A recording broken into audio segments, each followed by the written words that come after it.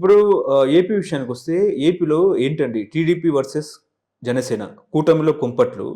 ఇటు జనసేన నాయకులేమో మా నాయకుడు సీఎం అవ్వాలని చెప్పేసి వాళ్ళు మాట్లాడుతున్నారు. సోషల్ మీడియాలో వైరల్ చేస్తున్నారు.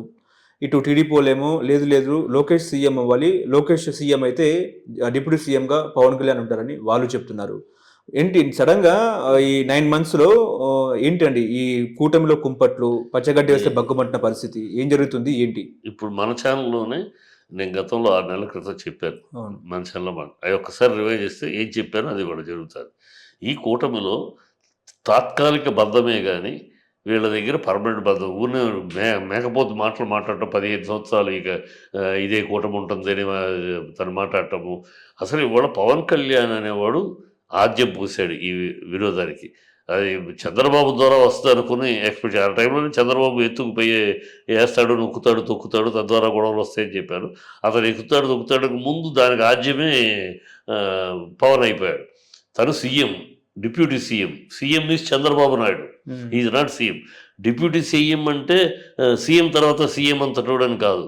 ఓకే. సీఎం తర్వాత all ministers, every minister deputy chief మినిస్టర్కి వేరే సపరేట్ కేటగిరీ కాన్స్టిట్యూషనల్ రైట్స్ కానీ అధికారాలు కానీ ప్రోటోకాల్ కానీ ఉండవు. As good as any other minister. పేరు డిప్యూటీ ప్రైమ్ మినిస్టర్, అంతేగాని ఈ will have access to call any ministry అంతవరకే తప్పితే అతను సపరేట్ ఈ ఇన్స్ట్రక్షన్స్ అతను స్టార్ట్ చేశాడు. జరిగింది నీ ప్రభుత్వం. నీ ప్రభుత్వంలో లా అండ్ ఆర్డర్ ఫెయిల్ అయ్యింది. ఫెయిల్ అయినప్పుడు డిప్యూటీ ప్రైమ్ మినిస్టర్గా నువ్వు సమీక్ష చేయాలి, ఆఫీసర్స్ కూర్చోబెట్టి మాట్లాడాలి. అది వదిలేసి పబ్లిక్లో ఆ అమ్మాయిని పట్టుకుని అనితని పట్టుకుని దాండుమా అని పోలీస్ ఆఫీసర్ని తాడతీస్తామని ఏ పిచ్చివాగుడది? నువ్వు రాజ్యం పరిపాలన చేస్తున్నావా, లేకపోతే నువ్వు వార్నింగ్లు ఇవ్వటానికి? అది ఎవరిది? లా అండ్ ఆర్డర్ ఎవరి చేతిలో ఉంది? సీఎం దగ్గర ఉంది. నువ్వు సీఎం అనలేక అనితను అంటున్నావని ప్రజలకు అర్థమైపోయింది. సీఎంని అనలేక లా అండ్ ఆర్డర్ తప్పిందంటే ఎవరిని అడగాలి? సీఎం. సో నువ్వేం చేయాలి? యాజ్ అ రూలింగ్ పార్టీలో ఉన్నావు, అధికారంలో ఉన్నావు. నువ్వు చేయవలసిన బాధ్యత ఏంటి? ఇమీడియట్గా కాల్ ఫర్ ఆఫీసర్స్ మీటింగ్ పెట్టాలి. సీఎం ఆధ్వర్యంలో ఆ మీటింగ్ పెట్టి దానికి మార్పులు ఏంటి, నీ ఉన్న డౌట్స్ ఏంటి, జరుగుతున్నాయండి చెప్పి పెట్టాలి. అది వదిలేసి పబ్లిక్ షో కోసం నువ్వు చాలా నీతివంతుడివి, మిగతా అందరూ బ్యాడ్ అన్నట్టు మాట్లాడితే అది ఒకటి. రెండోది మొన్న తిరుపతి విషయం. తిరుపతిలో జరిగింది క్షమాపణ చెప్పాలంటావు. అసలు క్షమాపణ అది వేరే వస్తా. క్షమాపణ చెప్పాలంటావు. క్షమాపణ చెప్పాలని నువ్వు హుకుం జారీ చేయటం నువ్వెవడివి అసలు? క్యాబినెట్లో your one among the minister. అంటే ఒక మినిస్టర్కి హుకుం జారీ చేస్తాడు, సీఎం హుకుం జారీ చేస్తాడు, నువ్వు కాదు. కానీ అక్కడ ఏమైంది? ఈయన హుకుం జారీ చేశాడు, ఆ నాయుడు గారేమో ఎవరో ఏదో అంటే దాన్ని స్పందించాల్సిన అవసరం లేదు అనేసాడు. ఆ తర్వాత చంద్రబాబు దిగొచ్చి నాయుడు గారి చేత చెప్పించాడు. అంటే అక్కడ ఏంటి అర్థం? This fellow is trying to dictate terms to Chandrababu. Pavan Kalyan trying to dictate, తన స్థాయిని మించి, తన పొజిషన్ మించి బిహేవ్ చేస్తున్నాడు. అక్కడ ఏంటి అతను స్ట్రాటజీ? ఈ రేపు డెఫినెట్గా ఈ టీం మీద, ఈ కూటమి ప్రభుత్వం మీద ప్రజల్లో నిరాశ నిస్పృహ వస్తుంది. ఆ నిరాశ నిస్పృహ వస్తున్నప్పుడు అది నాకు సంబంధం లేదు, నేను ఐఎమ్ క్లీన్, నేను పర్ఫెక్టు, వాళ్ళు మిగతా వాళ్ళు, నేను అందుకనే ఆ రోజుల్లో కూడా వాళ్ళని తిట్టాను, వీళ్ళని తిట్టాను, నేను క్షమించను అని ఏదో లండచూరు పోజు కోసమని ఆయన ఈ బిహేవియర్. ఇది మరి కుట్టదా? ఎందుకు కుట్టదో? ఎవరికైనా కుడుతుంది. ఆయనతో సైలెంట్గా ఉండొచ్చు ఆ రోజు, కానీ మనసులో ఉంటుంది ఈయన నన్ను తిడతాడేంటి? లా అండ్ ఆర్డర్ ఆయన మీటింగ్ పెట్టచ్చు కదా, లా అండ్ ఆర్డర్ సీఎం చేతిలో ఉంటుంది, నాకేం సంబంధం, నన్ను అంటాడేంటి ఈయన పబ్లిక్లో? పైగా ఏదో రూమ్లో పిలిచి మాట్లాడి చెప్పుంటే వేరు, పబ్లిక్లో ఆఫీసర్స్ని పబ్లిక్లో ఏంటిది? అది సినిమానా లేదా పరిపాలన?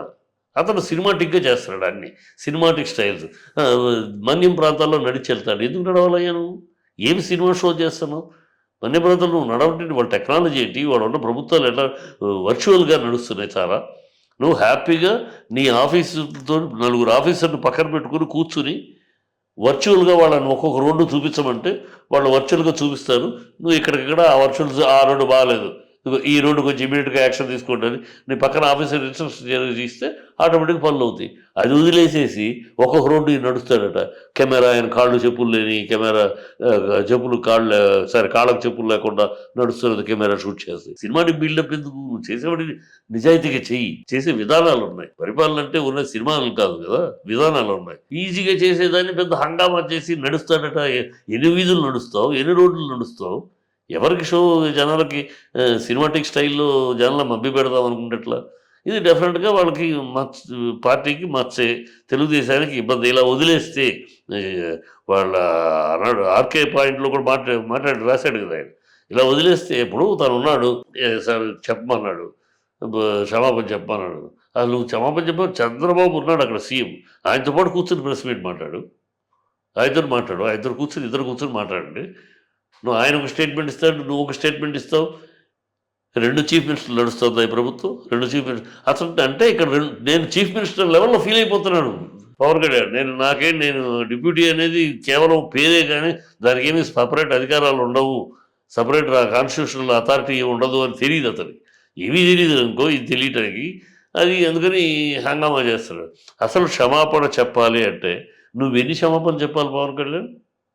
32,000 అమ్మాయిలు మిస్ అయిపోయారు, వాళ్ళని వ్యభిచార కొంపలకు అమ్మేశారు అన్న పచ్చి అబద్ధం ఎవడో ఆఫీసర్ చెప్పాడు, పచ్చి అబద్ధం అని పార్లమెంట్లో తేలిపోయిన దాన్ని నువ్వు క్షమాపణ చెప్పాలి కదా.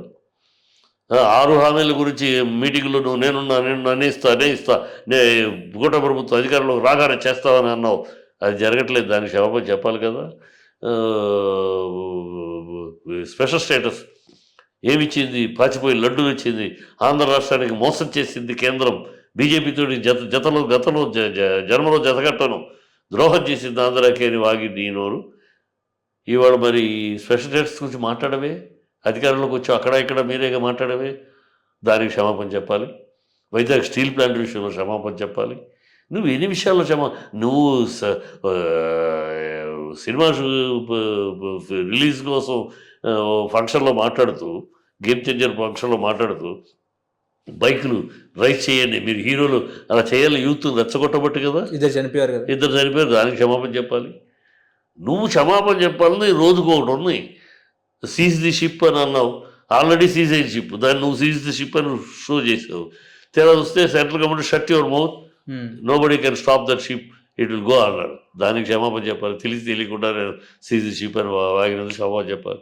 ఎన్ని క్షమాపణలు చెప్పాలి నువ్వు? ఇంకోటి క్షమాపణ చెప్పు అని అడిగే అర్హత నీకు ఎక్కడిది పవన్ కళ్యాణ్? అతను అతిగా ప్రసంగం వల్ల వస్తాయి డెఫినెట్ వస్తాయి, తెలుసు నాకు, డెఫినెట్గా వస్తాయి. ఎందుకంటే చంద్రబాబు ఎట్లాగైనా తన కొడుకుని ముందుకు తీసుకెళ్లాలని చూస్తాడైతే పవన్ కళ్యాణ్ వదిలిపెడతాడని ఎవరు నమ్మరు. పవన్ కళ్యాణ్ ఈసారి చంద్రబాబు ఓటేయమన్నా, నెక్స్ట్ లోకేష్ ఓటేయమన్నా అడిగితే జనాలు మూస్తారు కనుక అతను తను కావాలని ప్రయత్నిస్తాడు. సో చంద్రబాబు తెలివితేటల ఇతని ఎక్స్ట్రా యాక్షన్ చూడాలి.